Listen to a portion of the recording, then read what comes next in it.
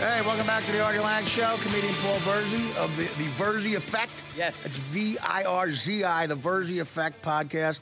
Every Friday, did you say, or Thursday? Friday nights. Friday nights. So recently, both of us played.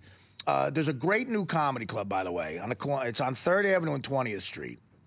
It's actually on 3rd Avenue, but it's near 20th Street. It's called The Stand. It's a real intimate place, amazing food. Great food. Yeah, and for a comedy club, the food, I actually brought stuff out of the club with me.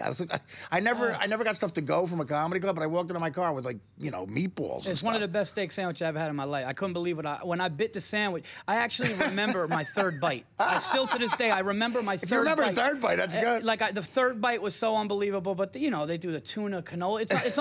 Yeah, and they have, like, meatball sliders, which is like two fantastic words to put together. They got fruit fondue. It's I'm against. It's over the top. No, it is. It's unreal, and it's an intimate place. It sits about 90 people. Just a great place to see a comic underground.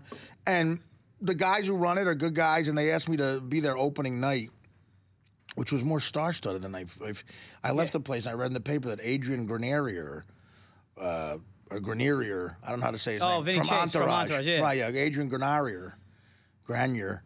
I don't know how to say it, but he was there. Anyway, so I went up, I did a set, and I had to come do the show, so I left right after my set with a bunch of food, and then you went up after me. Well, it was a much better night for you, because what happened was they called me up and says we have a spot, and the lineup was insane. It was like it was Dane Cook was there, Big J, Lynn Coplitz, Neil Brent. It was a great lineup, right, yeah. And they were like, Paul, you know, we got a spot for you on the show. So I'm like, yeah, this is great. You know, I'm gonna come up there. This is gonna be great. So I walk downstairs. I go in the sound booth, and I hear the room just getting murdered, killing.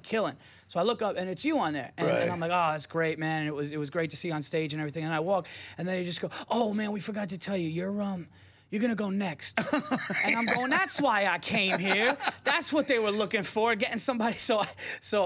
But that's not the bad part. The bad part is you say, this is what your last words were on stage. I'll never forget this.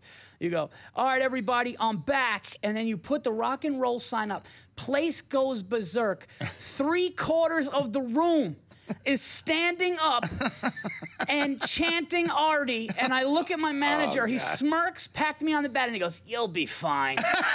And and he walks away laughing. The last thing you want to do is go on stage as a comedian to 3/4 of the crowd chanting somebody else's name. Who was just on there? I'm back, Artie, and I like, it took me like, and right when I really started to settle down and get into it, I got the light. Like, but you got them back, though. I got them back. It's hard to do. That says you're a pro. That's a compliment. Listen, we've all been there. I've been there too, man. Where you just look, you pay your dues in the business, but it's a compliment that they put you there because. Oh, it was great. It was great to be there. It was great to work with you. But and you walked out. You were cool. You just kind of smiled, and I was just like, this is gonna be nuts. This is gonna be nuts. Nah, there's sometimes the best guy I ever saw do it. One time, Rosie O'Donnell came into Stand Up New York in like 1993, and. She did 45 minutes. It was like at the height of her fame, and everyone was so happy to see someone famous. Right. But Todd Barry went on afterwards, and Todd's line was, he goes, "Thank you all. Rosie and I are touring the country. She'll be opening for me in another 40 cities." But listen, I remember seeing that. It's like, I mean, again, everybody's been there. I've been there. It's but the fact that they ask you, dude, you should be. That's good because you want good people to be thrown to the wolves. You need it.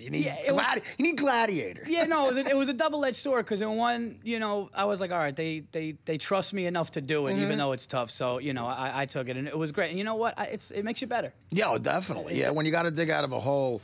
Do you ever try doing it? Sometimes you make the crowd mad just to dig out of a hole. It's a lot of fun to do.